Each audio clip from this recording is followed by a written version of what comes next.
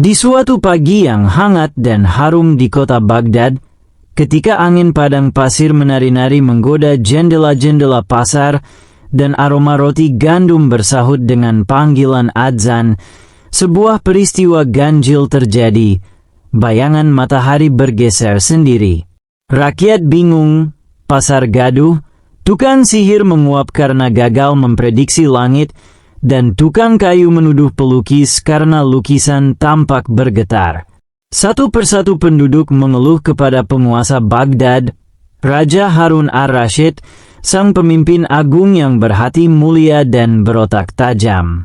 Raja Harun berkata, jika ada yang bisa mengungkap misteri ini, hanya satu orang, Abu Nawas.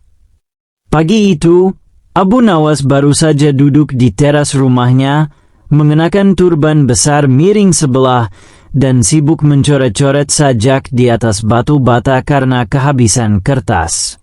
Tiba-tiba, utusan kerajaan datang. Wahai Abu Nawas, Baghdad membutuhkanmu. Matahari membuat onar. Abu Nawas mengangkat alis. Kau yakin ini bukan urusan tukang sate terlalu lama berdiri? Serius. Bayangan-bayangan orang berubah arah. Bahkan jam matahari di istana menunjuk waktu subuh saat azan maghrib. Tiba di istana, Abu Nawas melihat jam matahari besar di halaman kerajaan menunjuk ke arah yang salah. Ia mencermati. Bayangannya ada 3. Benar saja. Di bawah satu tiang bendera, ada 3 bayangan berlawanan arah. Padahal hanya satu matahari. Ini sihir, kata imam istana. Ini sabotase, kata penasihat perang. Ini hama cahaya, kata tukang kebun yang sok tahu. Abu Nawas hanya tertawa. Ini menarik. Abu Nawas meminta waktu 3 hari. Ia menutup mata, lalu menyelipkan jarinya ke janggutnya yang kusut dan berbisik lirih. Jika bayangan bisa berbohong, pasti ada cahaya palsu. Ia mulai menelusuri kampung, mencari jejak-jejak keanehan cahaya. Ia bertanya ke penjual lentera, menanyai anak-anak yang bermain cermin, dan bahkan menyelinap ke rumah penyair yang baru saja menulis puisi tentang cahaya ilusi. Di hari ketiga, Abu Nawas kembali ke istana dengan membawa 3 benda, sebuah cermin besar, lampu minyak ajaib, dan sebatang kayu bercat emas. Wahai Baginda, izinkan saya demonstrasi. Ia menyalakan lampu, mengarahkan ke cermin, dan bayangan muncul di 3 arah. Jadi ini bukan sihir? Tanya Raja. Bukan. Ini rekayasa. Abu Nawas menyelidiki lebih lanjut. Siapa yang ingin membuat Baghdad bingung? Ia mendengar desas-desus bahwa Wazir Jalal, penasihat ekonomi, sedang kesal karena rencana pajak sinar mataharinya ditolak oleh raja.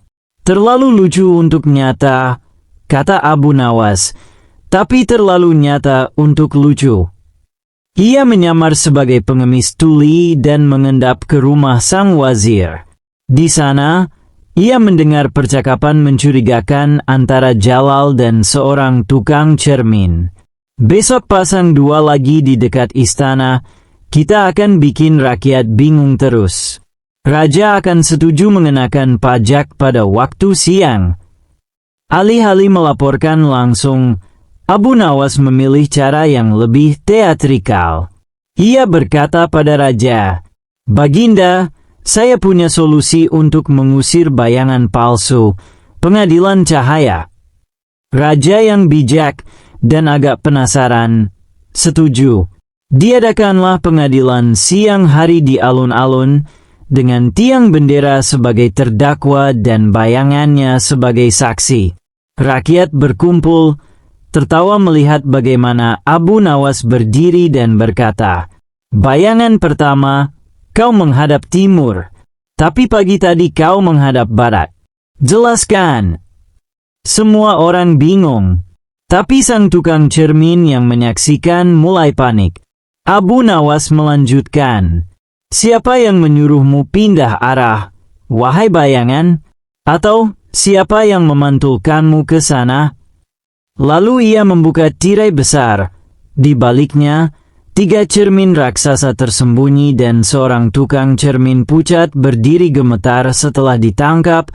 Tukang cermin mengaku, "Saya hanya diperintah oleh Wazir Jalal." Wazir pun dibawa ke hadapan Raja Harun. "Jalal," kata raja, "kau mencoba mengenakan pajak atas siang hari? Apa berikutnya? Pajak napas."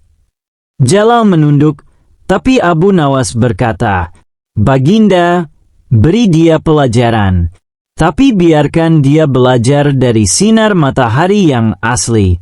Kirim dia bertani, langsung di bawah terik mentari." Semua tertawa. Raja mengangguk. Raja Harun merasa terhibur.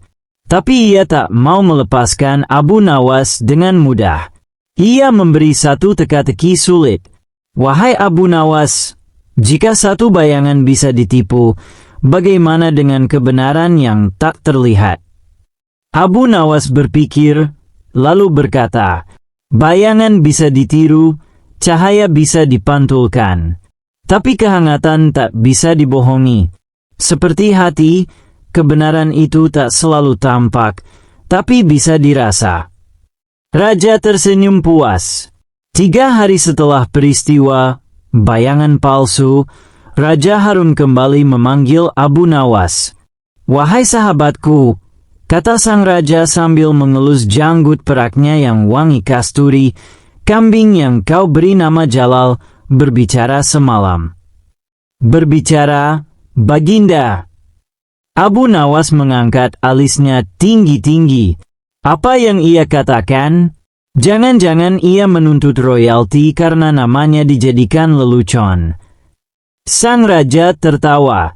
"Tidak, ia hanya mengembik 3 kali, lalu dari mulutnya jatuh sepucuk surat bersegel lilin hitam. Surat itu ditulis dengan tinta aneh berbau bawang dan berisi kata-kata samar. Cermin hanyalah permulaan. Yang tak terlihat adalah bayangan dari dalam istana. Abu Nawas menatap surat itu lama. Ia mendekatkannya ke hidung, mencium jejak kunyit dan minyak zaitun. "Ini bukan dari rakyat biasa." "Dugaanku," kata raja, "ini berasal dari dalam istana." "Tapi siapa?" Abu Nawas mulai menyelidiki. Ia meminjam kambing Jalal, yang kini telah menjadi maskot kerajaan. Bersama kambing itu, ia menyamar menjadi penggembala di kebun istana. Malam itu, di bawah bulan sabit yang tipis seperti irisan roti Arab, Abu Nawas mendengar suara mencurigakan dari gudang makanan kerajaan. "Kalau kita berhasil menjual semua cermin palsu ke negeri tetangga, kita bisa bangkrutkan sistem jam matahari mereka." Suara seorang laki-laki terdengar licik. Abu Nawas menelan ludah. Ada konspirasi internasional cermin palsu. Tapi siapa dalangnya?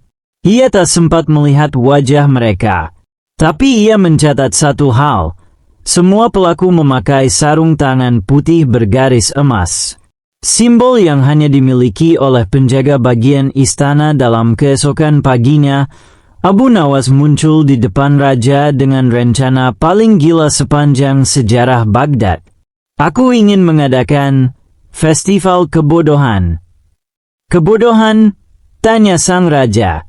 "Ya, kita adakan lomba pura-pura bodoh.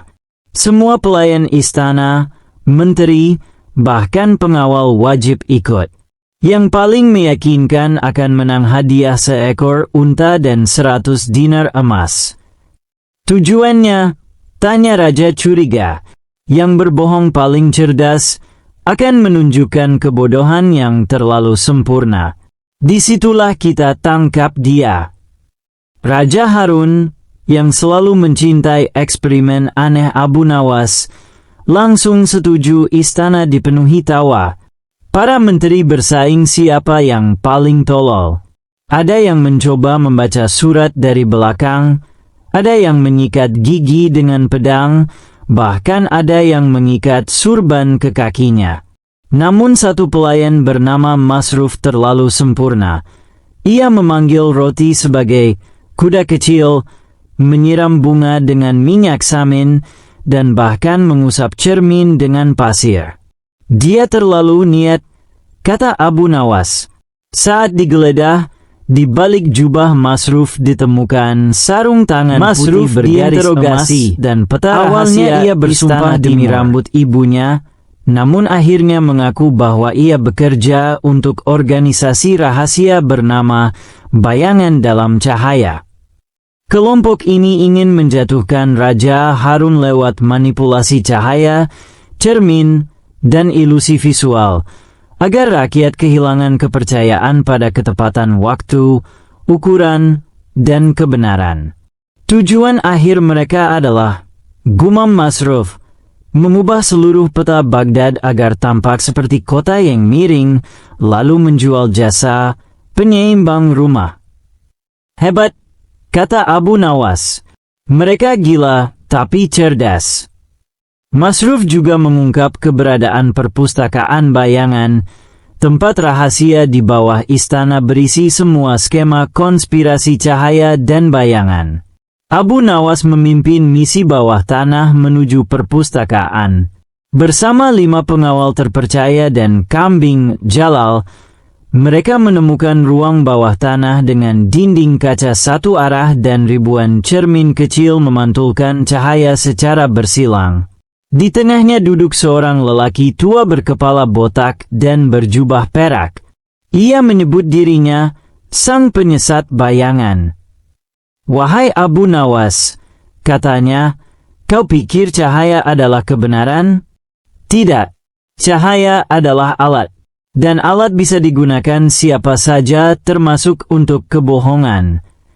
Abu Nawas tersenyum. Maka, mari kita uji siapa yang pantas memegang alat itu.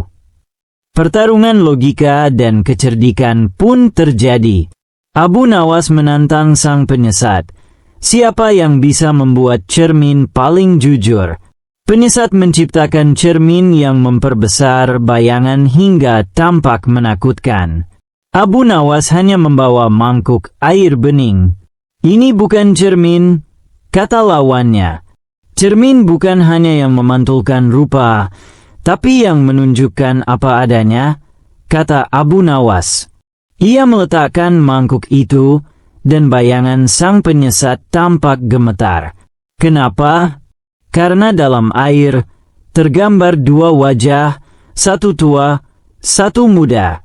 Itu wajah lamaku sebelum aku terobsesi bayangan, kata sang penyesat lemas. Sang penyesat dijatuhi hukuman, menjadi penjaga waktu di menara jam istana selama 20 tahun. Setiap hari ia harus menyaksikan matahari bergerak dan memastikan bayangan tetap lurus, sebagai pengingat bahwa cahaya yang benar hanya bisa dilihat jika hati tidak bengkok. Abu Nawas mendapat gelar baru dari sang raja, Wazir Cahaya, dan tertawa. Beberapa pekan setelah peristiwa perpustakaan bayangan, sebuah utusan datang dari negeri Al-Maklub, sebuah kerajaan kecil di barat laut Baghdad yang terkenal aneh. Utusan itu membungkuk di hadapan Raja Harun dan berkata, "Wahai Raja Agung, kami datang membawa masalah besar dan undangan." "Undangan?" tanya Raja. "Iya, undangan kepada Abu Nawas untuk menyelesaikan krisis kami yang paling membingungkan." Rakyat kami tertawa tanpa henti. Siang malam, bahkan saat pemakaman, semua terdiam. "Ini tugas untuk Abu Nawas," kata sang raja. Abu Nawas, yang sedang menggambar kucing di dinding istana, menoleh dan tersenyum. Tertawa terus. "Waduh, kalau begitu, aku harus belajar jadi serius." Sesampainya di negeri Al-Maklub, Abu Nawas langsung disambut dengan kebingungan. Papan selamat datang tertulis dari bawah ke atas. Rumah-rumah dibangun dengan atap di bawah dan lantai di atas. Para penjual sayur menimbang timun dengan tali gantungan. Tapi yang paling aneh adalah, semua orang tertawa tanpa sebab. Seorang tukang roti tertawa keras saat rotinya hangus. Seorang bayi tertawa ketika terjatuh dari kasur.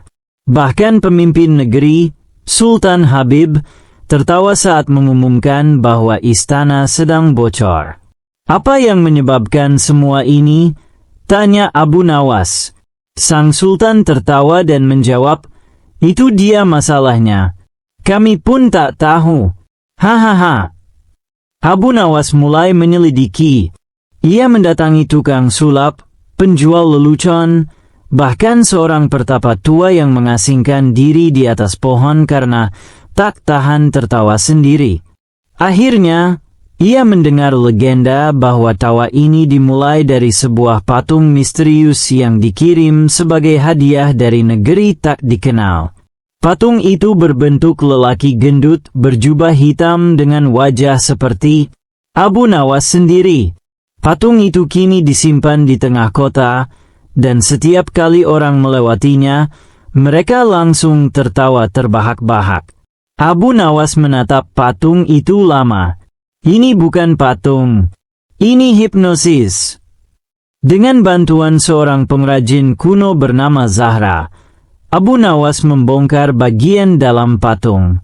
Ternyata, di dalamnya tertanam kristal gema suara, benda langka dari gurun timur yang bisa memantulkan getaran tawa hingga ke dalam pikiran orang. "Jadi ini semacam teknologi hipnotik?" tanya Abu Nawas. "Lebih tepatnya, ini senjata gelap." "Siapa yang mengirim?" Di bawah alas patung tertulis, "Hadiah dari Persekutuan Bayangan Dalam Terang." "Organisasi lama?" tanya Zahra. Abu Nawas menggeleng. "Mereka bukan hilang. Mereka berkembang malam itu." Abu Nawas dan Zahra menyelinap ke arsip kerajaan Al-Maklub dan menemukan dokumen mengejutkan. Para penasihat utama Sultan telah dirasuki ideologi tertawa kekal. Mereka berencana menguasai seluruh kerajaan lewat tawa tak terkendali, hingga rakyat terlalu sibuk tertawa untuk menyadari bahwa mereka tak lagi punya hak bicara, keadilan, atau logika. "Kau ingin rakyatmu terus tertawa, wahai Sultan," kata Abu Nawas pada sang raja, "tapi jika semua hal lucu, maka tak ada yang benar-benar bahagia." Untuk membalikkan efek patung dan membebaskan rakyat dari hipnotis tawa, Abu Nawas mengajukan pertarungan terakhir, duel humor. Ia menantang pemimpin bayangan gelak, tokoh misterius bertopeng emas yang ternyata adalah mantan pelawak istana yang dibuang karena terlalu membosankan. "Aku balas dendam dengan membuat semua orang tertawa selamanya." Duel ini tak memakai pedang, tapi lelucon. Yang kalah adalah siapa yang tertawa duluan. Satu-satu mereka saling melontarkan humor. Pemimpin bayangan. "Mengapa unta tidak pernah terlambat?" "Karena dia selalu membawa jam pasir." Rakyat tertawa. Abu Nawas menjawab, "Kenapa tukang sihir tidak bisa lulus sekolah?" "Karena selalu pakai mantra ulangan." Sultan tersedak ketawa. Lalu, tiba-tiba Abu Nawas berkata, "Apa bedanya keadilan dan tawa?" "Keadilan membuatmu tenang. Tawa bisa membuatmu lupa sedang dijajah." Semua terdiam. Pemimpin bayangan pun terkejut dan tertawa keras sendiri. Ia kalah dengan kekalahan pemimpin bayangan. Patung dibongkar. Kristal gelap dimusnahkan. Rakyat mulai tertawa dengan wajar. Tangis kembali hadir saat sedih, dan senyum jadi lebih bermakna. Sultan Habib berterima kasih. Abu Nawas menulis pesan di gerbang Al-Maklub. "Tertawalah saat lucu, menangislah saat sedih, dan berpikirlah saat perlu." Ia pulang ke Baghdad disambut oleh Raja Harun yang berkata, "Kau telah menyelamatkan dua kerajaan, Abu Nawas. Tapi siapa yang akan menyelamatkan kita dari leluconmu yang semakin garing?" Abu Nawas tertawa, "Kalau garing, tambahkan minyak, lalu goreng."